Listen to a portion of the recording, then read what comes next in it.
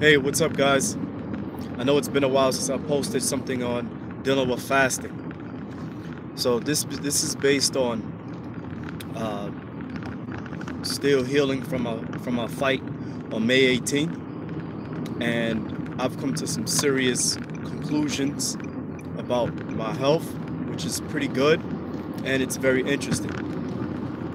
So I had a pull, a partial tear in my bicep, and that pretty much sucks for any athlete or anyone looking to reach high levels of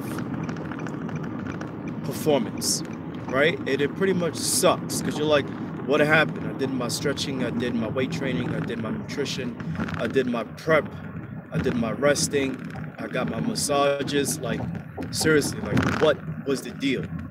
Because it taught me something. It taught me a lot. One thing is that now, as a fighter, right, as prepping for the fight, my mind was so strapped up in getting used to bodybuilding competitions, meaning dropping weight, dehydrating, losing body fat, building muscle, etc. So I told my manager, I told my manager, I said my walk around weight was about like 158, 160. So okay, dropping to 145 as a fighter, then I did that the dumbest move on the planet because I dropped too much. That's what I learned. And I'm gonna tell you why it's bad. Then my second fight, I dropped to before my second fight, I had I started eating after my first fight, and I went up to weight 172. My second fight, I dropped to 150. The dumbest move on the planet. So my mind was so strapped up in bodybuilding competitions, prepping in that sense, dropping weight, dehydrating, water, body fat, all the stuff like that. Um, Thinking that I was gonna be good, but no, the game's different. So I haven't done a fast in the last month or so, literally, probably a little bit over 5 weeks, not even a day's worth of fasting, not at all. And so coming to conclusion, my weight went up to 170, 172 comfortably.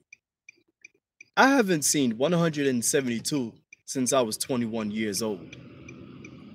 And I hit it again after my second fight. Now I'm like, wait a minute, what's the deal? So I'm learning why I wasn't able to perform because my body was like, what are you doing? So, what do I mean by that? Being at 172 pounds, walking around right now, I actually feel this is going to seem interesting and strange. I feel really comfortable. I'm hydrated, my muscles are getting supple, my flexibility, when I kick and move or punch, just lightly, nothing crazy. When I'm just trying different things out, my balance, my coordination, my energy is just a little bit higher. I'm like, are you serious? Like my walk around weight is literally 172 if I don't fast, meaning I'm optimized, meaning that so after my injury, the doctor said, take 600 milligrams of Advil. That tells me that when it comes to my vitamins now, my nutrition, that means to triple it because I don't just want to triple the Advil and then not balance it out with tripling my vitamin C, vitamin E, vitamin A, D, B, K, minerals, protein, water. You want to balance it out so that everything is balanced out because there's a homeostasis thing going on with the body. You increase one, you increase the others. You increase one, the body's like, well, where's the others? For those who know what homeostasis is the body does this balance thing inside of the body. So now I'm like, wait a minute, the game changes just a little bit. So now, people are like, wow, you've bulked up. I'm like, I haven't worked out. Now, I knew this already from the past, how the body works in a sense, but I'm still learning mine. So that means At 172 pounds, if I go in the ring again, and when I decide to go in the ring a couple of months, a year from now, or whenever the case is, well, I want to make sure my body is correct. Or this time, 'cause I'm learning something new. Remember, I'm learning something new that I have to go in the ring no less than 165 pounds because I've been lifting weights since I was 9. Therefore, my body is solid. The body fat on my body is not like the body fat on somebody's body who hasn't built up a certain level, a ratio of muscle to body fat. I've been lifting weights since I was 9. Now, this type of injury happened before. I was in junior high school and I was running track, and my quad muscle pulled and fractured my pelvis bone. And the doctor said, your muscles are too big for your body at the age of 13. They're too developed. Now, that was the bone. Now, years later, at age 32, my tendons, my muscles are too tight. They were too depleted. They were dehydrated. And going from 0 to 100, my muscles pulled, cramped up, and pulled so hard in the middle of the fight that it pulled the tendon off the bone. Yeah. Thank God it was a partial and I can still use it. And I'm just being able to start using it again, but I'm not overdoing it. But I'm taking all of my vitamins. I am eating ridiculously. I'm replenishing my body in every which way. And when I get some sleep, I get sleep. So I'm not fasting no time soon because I've learned that my body needs more than what I was giving it. And now I'm like, wow, okay. So as a fighter, just sharing, I'm after the fight, my body's in rehab now. Rehab is not a bad thing. It's just you're not in the hardcore gym atmosphere, which you can be in, but you have to be careful because that energy in that type of atmosphere would take you up higher than what you're supposed to be doing. So I'm at home doing stretches. I'm in low energy gyms doing basic exercises just to keep the body, stimulated. I'm not worried about muscle loss or any type of endurance loss or whatever the case is because I understand the body on different levels, the DNA, the chemistry, biology, biochemistry, stuff like that. And the DNA is always rebuilding itself. So I have no problems with taking my training down just a little bit lower as far as the intensity. Safety first, because I am looking to perform again at high levels. I want to do it. This is what I love to do. So I'm just pulling back now. I'm gonna eat a lot, a whole lot, a whole lot. And when it's time to fast again, I'll fast. So as a fighter, for those who are looking to fight, this is my personal experience. If you eat a lot, try fasting for a day or two, see where your body fluctuates. I didn't say go on a dry fast, fast meaning like, you give your body a little bit of rest from eating so much because you want to train your body to not eat also because you already eat a lot. For those who do fast a lot, train your body to eat a lot and see where your body goes to. I would give it about 10 days of eating your best foods, treat yourself, and just to see how your body feels. And at the same time, pull away from the gym to see how your body act and see how loose it gets and how it responds to when you're 10 days out of the gym. And that will let you know if your muscles are supple. That'll let you know which body parts are tight. That'll let you know what type of training you need to do. Just many different forms, many different avenues to look at. And I'm not telling you to become a punk. I'm telling you to just pay attention to your body so that you can come back. People, you have to know how to come back. That's the crazy thing about this. It's like, all right, from intense training to taking so much time off to coming back. There is a mental game in there. There is a spiritual energy game in there. And there is also the physical game in there too. Then it's also the tactics and how to come back to the blueprint. What are you going to do? So in this case, years of training under the belt is pretty good. But now it's like I'm the opposite of the person who hasn't worked out in years. My thing is, what do I do now? I pull back from training. I increase my stretching just a little bit, nothing OD, because I don't want to just pull anything out of the socket. And if all joints are created equal as well, so if one thing happened to one joint or one tendon, then let's not get the game twisted. Other joints, other tendons as well, they share the same nutrition, they share the same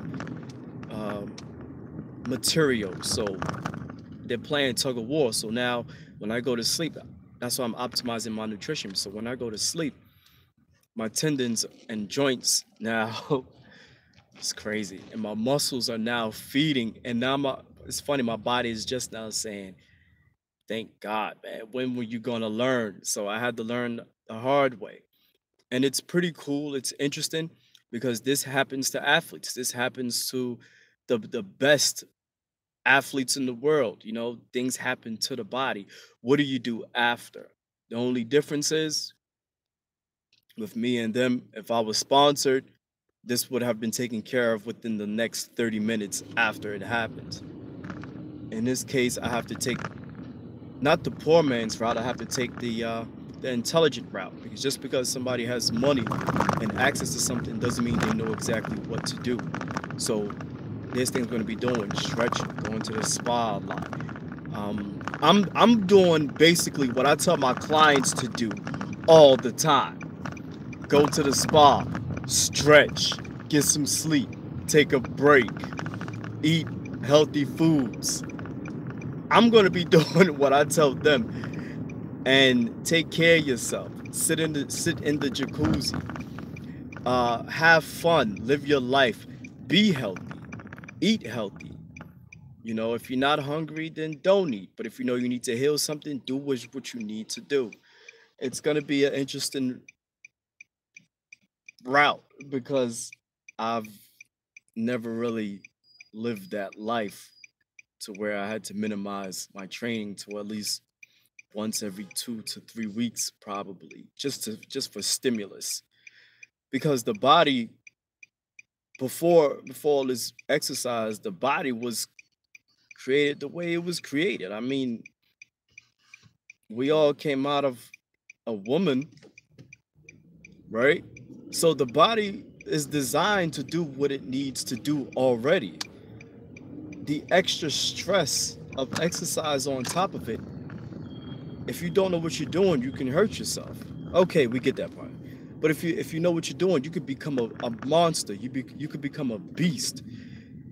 So I'm falling into that category. I'm in my 30s. I'm in that category where people used to be. I don't want to be a freaking used to be. I don't want to be, oh, I injured myself and don't know what I need to do. No. I learned one thing. I know what to do up to my knowledge. Now there's a difference, and I'm just gonna take some time off to let the body heal itself. Did you know that the bones and all that stuff and all that can heal itself? But the amount of calcium and minerals and nutrients that it needs to do that in the time takes a minimum of 6 months, up to 3 years to do that. When the approach is taken, if the approach is not taken, it can take 10 to 20 to 30 years. And even after that, it won't.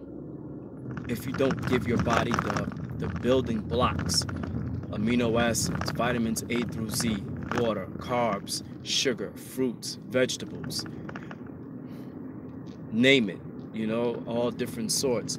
And then fast periodically to give your organs a break. It's all good. You understand? The vitamins and supplements, I love it because in herbal form, in whole food form, and in form of extracts, you can pinpoint and intercept the healing and speed it up. And then this is the time we're living in. So right now I'm able to move my arm, but I'm not going to be doing anything too strenuous. Like I said, it pretty much sucks, but it's okay. I can live with it. I deal with it. It's a badge of honor. And it's like people will say, "What happened?" Well, I was in a fight. Oh, you was in a fight? I was in a ring. Oh, okay, you was in a ring. And then what I hear, well, that's part of it, right? Yeah, it's part of it. I'm not mad. I'm just in a lot of thinking. I have a lot of time to think now. And it's when I see my clients, I've never sat still for so long, for so many days. I'm not helpless. It's just like, hey, it's part of it. So fasting, uh, not like I said, I'm not really doing a lot of fasting at the moment. At the moment, healing, lots of healing, rehab, lots of it. I have a different perspective on fighting now. I have a different perspective on athletes. I have a different perspective on training. I have a different perspective on approach. I have a different perspective on rest. I have a different respect, and I have a newfound respect for everything, and I have definitely a new respect for the human body. Like they said, man, um, if you have a lot of muscle, you better have a lot of tendon. If you have a lot of tendon, you better have a lot of bone. If you got a lot of all of that, your organs better be optimized. So everything does entirely matter. And let's put it like this: if anything happens externally, it has happened internally already. So did you know your organs have a certain piece of tendon? It's not quite visible as the same as the one in the bones, but your organs have a like a sheets or sheath, or like just this layer of tendon muscle that connects the organs together. Now that's what's in my head. If the tendon and my muscle popped on the outside externally, the organs, absolutely, you get what I'm saying? They are connected in some form or fashion. Now they're sharing the same nutrients, the components that builds up and rebuilds tendon. I don't want to put anything internally in trouble when I've already got the signal on the outside. Like, chill out, dude. You know what I'm saying? Chill out, dude.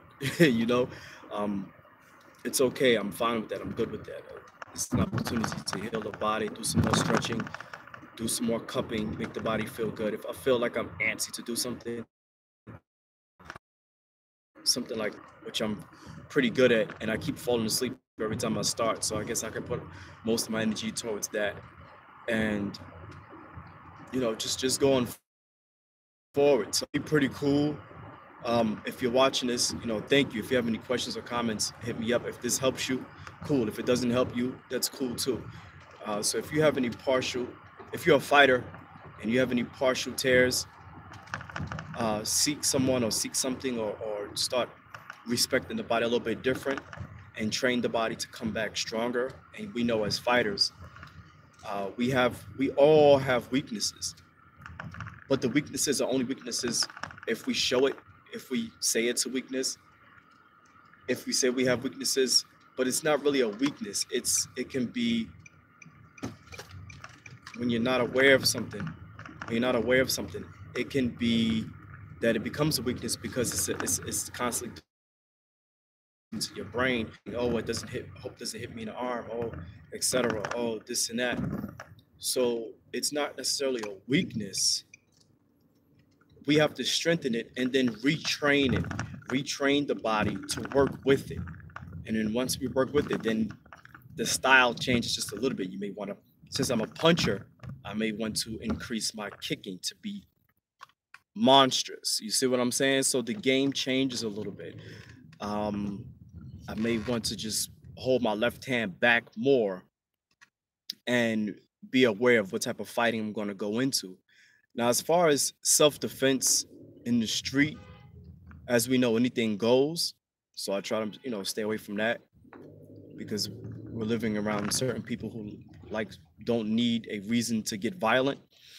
But when it comes to sport fighting, um, that's a different approach, and that's a very serious approach because Now you really want to train in a way where you, even if they do history on you, your weakness won't be exposed.